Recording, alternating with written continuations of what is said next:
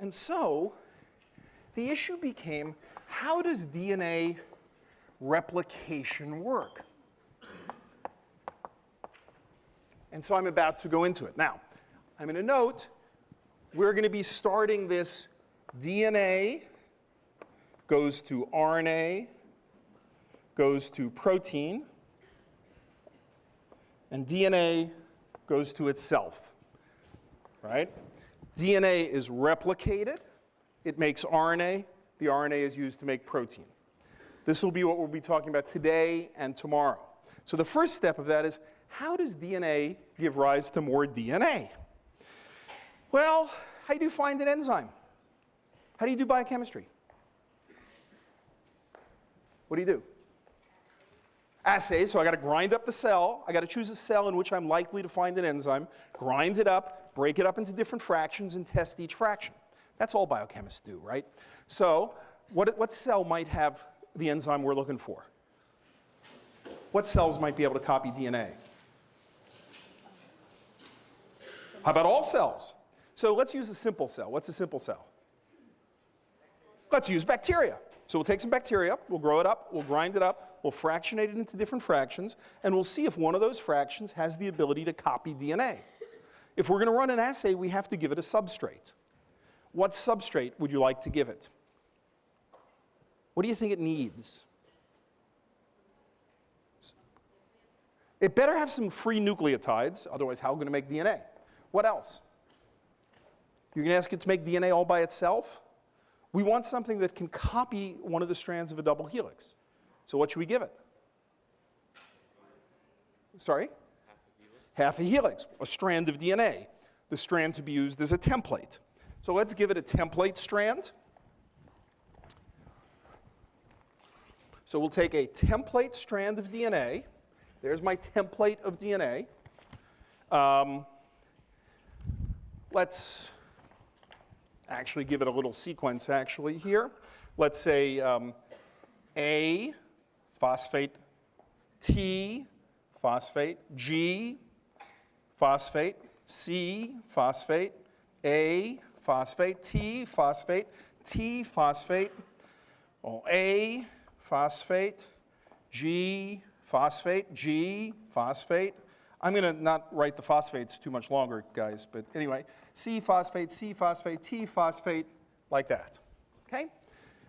Pretty soon, in fact, almost immediately, I'll start dropping the phosphates in here, but that's is the way it goes. All right, that's a template. We need floating around in the solution, some trinucleotides.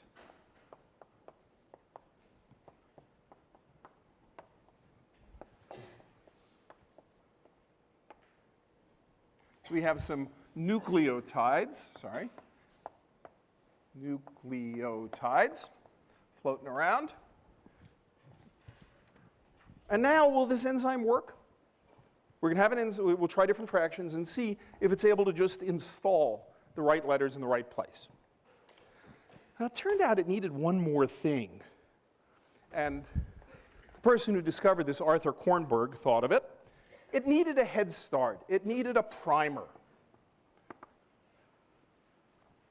So the primer goes, let's say, phosphate T, phosphate A, phosphate C, T-A-C, phosphate G, phosphate T, phosphate A, let's say like that. So this is the 5' end of DNA. Remember, the phosphate is hanging off the 5' carbon, right? What's the other end?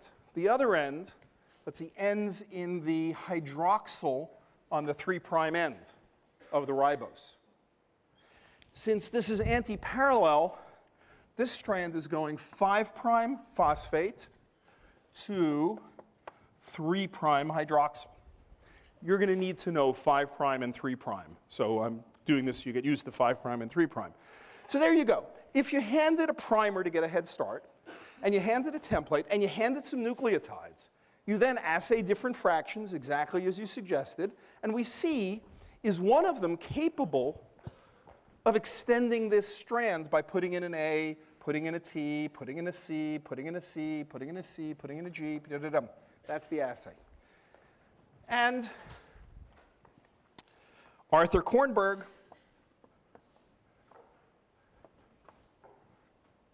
discovered an enzyme that could do this. And the biochemists went nuts. They thought, wow, this is so cool. Kornberg is able to discover an enzyme that can accomplish this. The enzyme polymerizes DNA. Coincidentally, what is the enzyme called? DNA polymerase. Accidentally has a nice name. Good. DNA polymerase. Excellent. Now, notice what it does. It takes this triphosphate, puts it in here, and it joins it into a sugar phosphate chain. Where does it get the energy for that synthesis? Hydrolysis of the triphosphate, right? It's the hydrolysis of the triphosphate. That's the energy. What direction is the synthesis proceeding? Starts here at the 5' end, and it moves adding on to the 3' end. So it's 5' to 3' direction. That's the direction it moves. It adds to the 3' end. It adds the free nucleotide to the 3' end. Why not do it the other way? Sorry? Can't hear you. Shout loud. Phosphates, yes. You see, suppose we were going the other way. Suppose the primer was this way. Where would as we added each base, the triphosphate would be on this strand, right? And we'd be adding to the 3' end here. That means the energy supplied by the triphosphate would be on the growing strand rather than in the free nucleotides. Why would it be a terrible idea to put your energy source on the growing strand? Well, those triphosphate bonds are pretty unstable. They hydrolyze by themselves at some frequency. If you're a free nucleotide and the triphosphate hydrolyzes, big deal. That free nucleotide floating around loses its triphosphate. But what if I'm the growing strand and I lose my triphosphate? Exactly. There goes my chain. So, life's not stupid. It doesn't do it that way. It does it this way. No one has ever found a polymerase that goes this way. They find them all going that way for just that reason. Exactly. Bingo. That was why life evolved it that way, because you want your triphosphates, those hydrolyzable triphosphates, to be floating around freely rather than investing. Now just think about that. It's a kind of cool thing. It doesn't matter. Your book doesn't talk about it. But to me, it helps me remember which way it's going and why it's in, and how it is. And it's kind of interesting. Anyway, all right. So Kornberg wins the Nobel Prize for this. Good stuff. It's very deserved. But there's some questions. Where does the primer come from in life? See, Kornberg gave this test tube a primer. But suppose I'm replicating some DNA. So let's suppose I have a double strand of DNA. Okay, and I'm just going to open it up here. 5' to 3', 5' to 3'. I need to get like a primer here. Then the primer can be extended by polymerase. Well, where's the primer come from? It turns out there is an enzyme specially devoted to making those primers. Kornberg didn't know it, but there is an enzyme. And by coincidence, it is called primase. Exactly. Primase makes the primer. So you need a primer here. And the primer is made by primase. Once primase makes a primer, polymerase can chug along and do it just fine. Let's check out the other strand. Primer here. Polymerase chugs along. But now as this double helix opens up, what happens over here?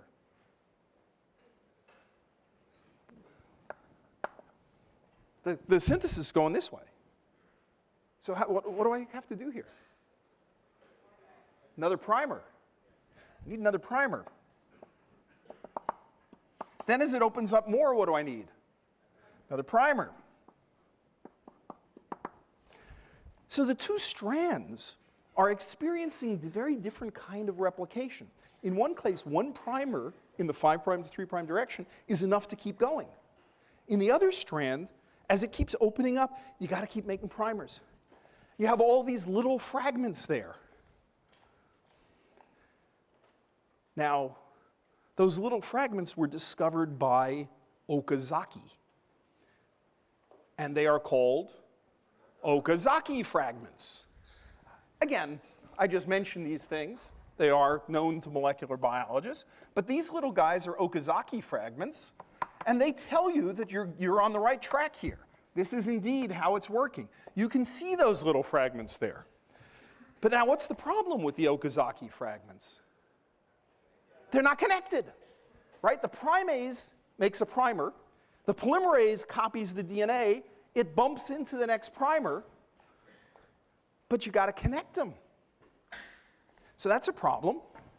That's a real problem. I'll redraw that here.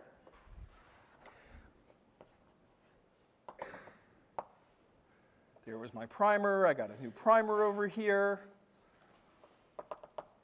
I got a new primer over here. Right there, right there. They're not contiguous connected.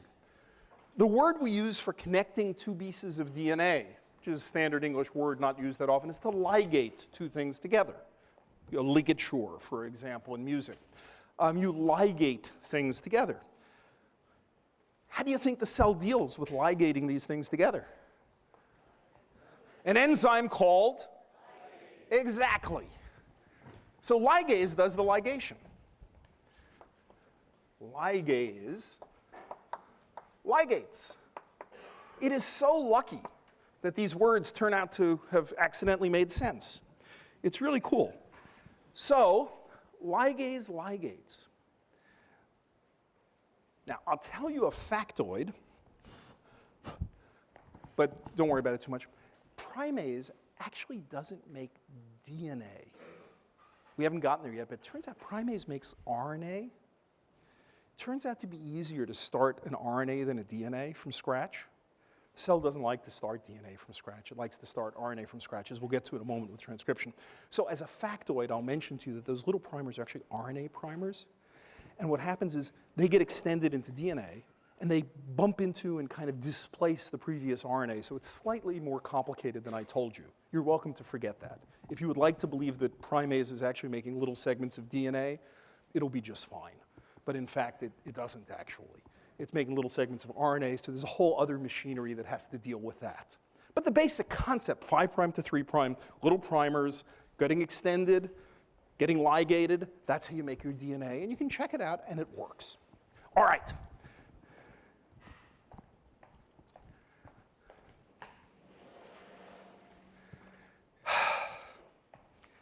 Well, it turns out to even be a little more complicated. That was how we got the synthesis going, but we also have a little bit of a topological problem.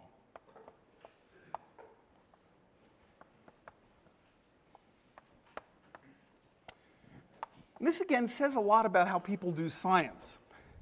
You gotta just like not worry about certain things. If Kornberg had said, "Oh my goodness, I can't give my test tube a primer because I don't know how the cell would make a primer," he wouldn't have made any progress. So he throws in the primer and says, "The cell will figure it out. I'm just giving it a primer and I'll see what happens," right?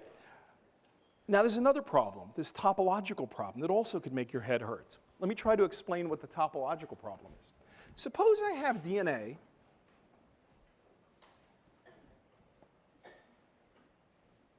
like that. Make that a little prettier. So I have some DNA like that, and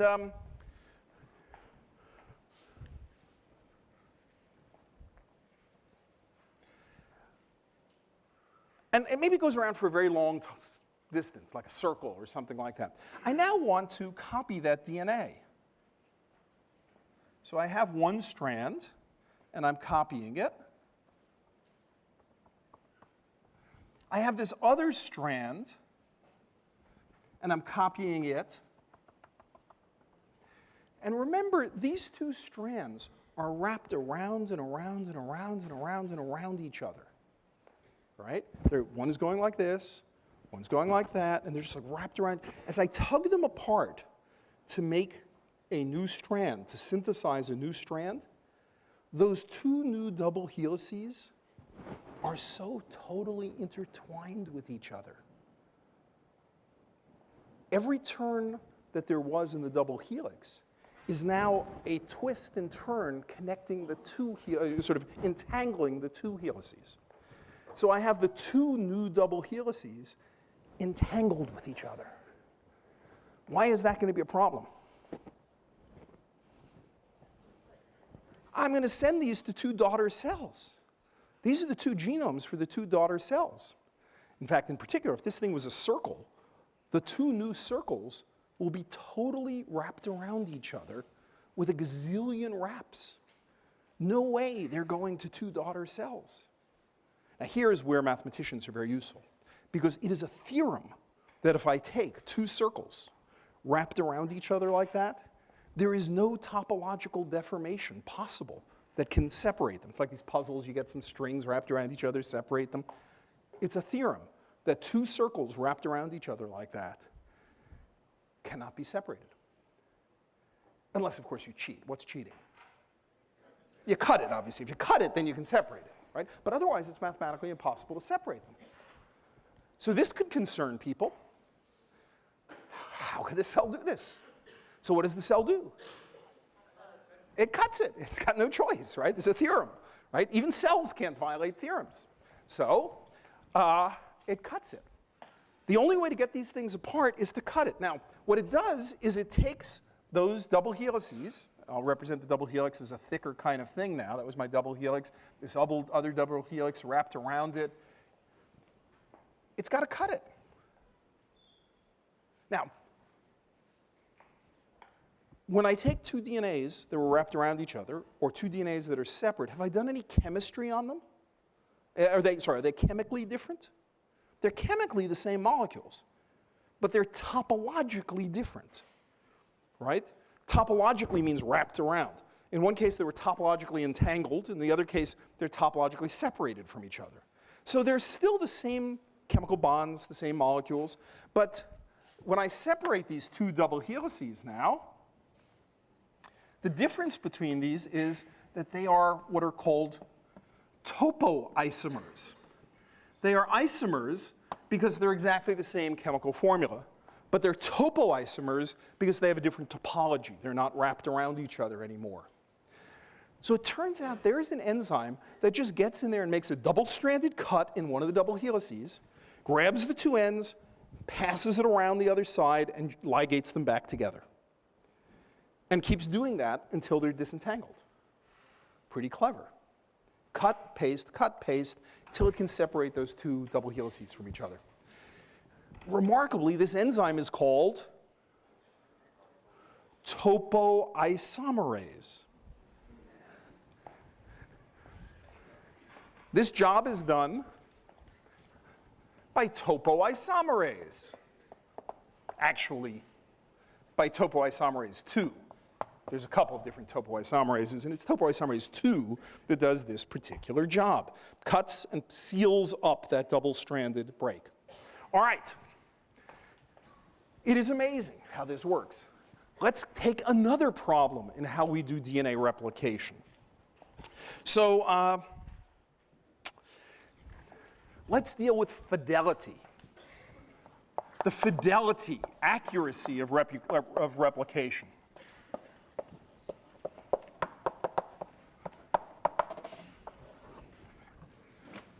I have my strand. Which direction do we go? We go, for this template, 5' to 3'. This way goes 5' to 3', the opposite direction there. I now add on, if this is a T, what do I add in? If it's a G, C, G, T, A, T, etc. Why does the right base go in? Why does the right base go in? Yeah. Hydrogen bonding. It's got these hydrogen bonds. AT makes 2 hydrogen bonds. GC makes 3 hydrogen bonds. The wrong base could never go in. Sorry, in biochemistry, do we ever say never? No, we say K equilibrium. We say how much more unfavored is it for the wrong base to go in? It's not impossible, it's just disfavored because it's energetically less good. How much energetically less good is it? What is the delta G for putting in the wrong base? It's not infinity. It turns out that there is an equilibrium constant for putting in the wrong base. And that is K equilibrium is about 10 to the third for the right base, 10 to the minus third for the wrong base. Thank goodness. It's only 1 time in 1,000 does it put in the wrong base. That's what that has to mean, right? If it's 1,000 times less favored energetically, it means you only make a mistake 1 letter in 1,000. How do you feel about that for your own genomes? Is that a level of quality control you are satisfied with? No. How big is a typical gene? Typical gene is, in terms of its protein coding information, you guys already know about DNA goes to RNA goes to protein. It's about 2,000 bases of protein coding information. That guarantees 2 mistakes per cell division. Not good. 2 mistakes per cell division? That's not okay. That's 2 mistakes per cell division. That would be 2 errors per cell division. And you have a lot of cell divisions, you're in a lot of trouble. So it turns out something more is needed. Quality control is needed. So later, it was discovered that the enzyme DNA polymerase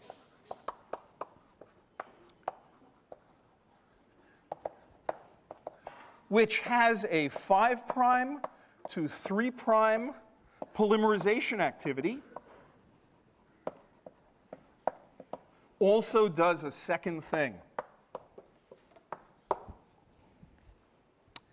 That same enzyme, DNA polymerase, is also a 3' to 5' exonuclease. What do you think an exonuclease is? Takes stuff out. So it adds bases in the forward direction, but it also goes backwards and takes bases out. Isn't that dumb? I thought we're trying to synthesize, but we're also unsynthesizing. With some probability, it goes backwards and takes out bases. Turns out that the probability of taking out a base backwards is higher if it's the wrong base. It's proofreading as it goes, as I hope you are. It's proofreading. It goes backwards and takes bases out more often. Sometimes it takes out the right bases, but it is proofreading its work.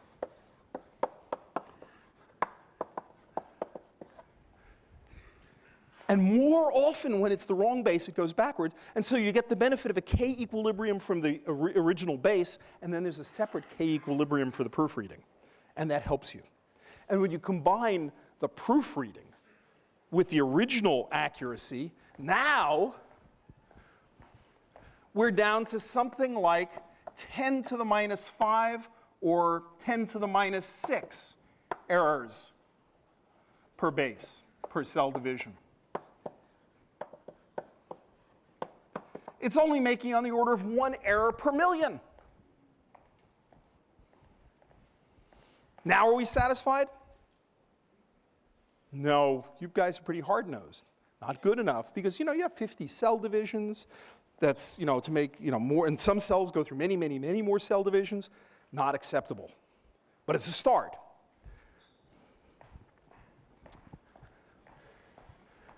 So proofreading helps. So we have the fidelity of replication. Replication makes an error at a rate of 10 to the minus third. Proofreading brings you down to 10 to the minus 6. And there's another process.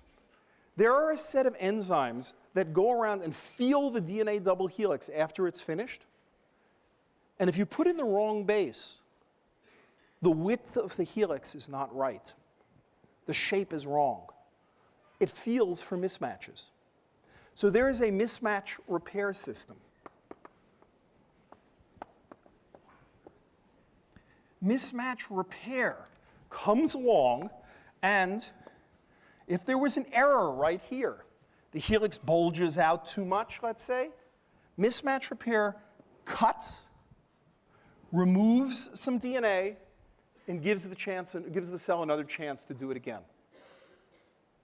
Mismatch repair gets you down to something in the neighborhood of 10 to the minus 8th, 10 to the minus 9th.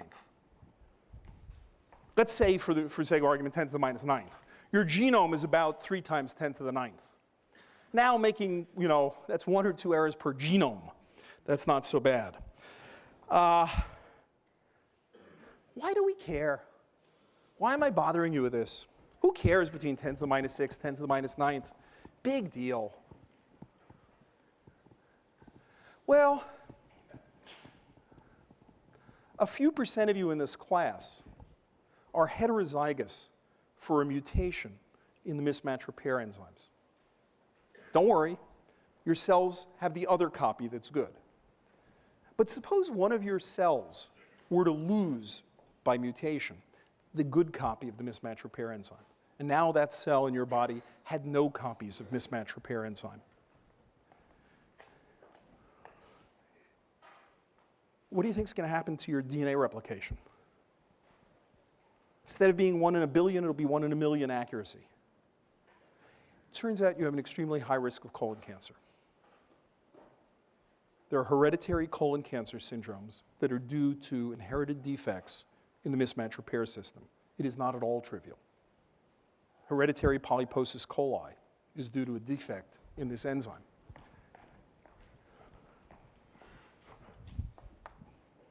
It matters.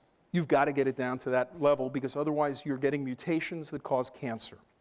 That is, when you lose both copies. If you lost both copies, most of your cells will be fine, but if you lose the other good copy by chance, that cell can go on to cause cancer. So this stuff actually matters. Finally, speed. It's kind of fun to talk about speed. How fast does polymerase work? Turns out that polymerase is able to polymerize 2,000 nucleotides. 2,000 nucleotides per second. That's very impressive to me. It zips along at 2,000 nucleotides per second, installing the right base, getting it right only 99.9% of the time, proofreading as it goes, and gets the whole thing done 2,000 letters in a second. That is impressive engineering. That is really impressive engineering. All right, so that's kind of how DNA replication works. Well, except for one thing.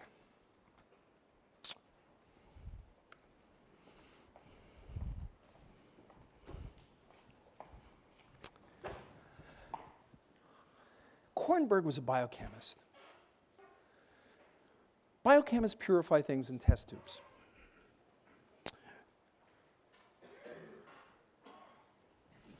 He discovered an enzyme,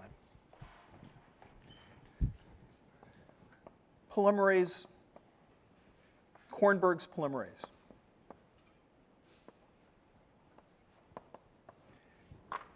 How do we know it's the enzyme the cell actually uses to copy its DNA? See, I'm a geneticist. I look at Kornberg and I say, nice job, you showed me an enzyme that in a test tube is capable of polymerizing DNA. How do I know that's the enzyme that's actually doing it when the cell copies its whole genome? What does a geneticist want to see? A mutant. Show me a mutant, then I'll believe. So someone went along and took E. coli's one at a time, because what else could they do? And for every single E. coli they grew up from a plate, they purified Kornberg's enzyme. And you know what they found? They found a mutant E. coli that lacked Kornberg's enzyme. And it could replicate its DNA just fine. What does that tell us? Kornberg actually had the wrong enzyme.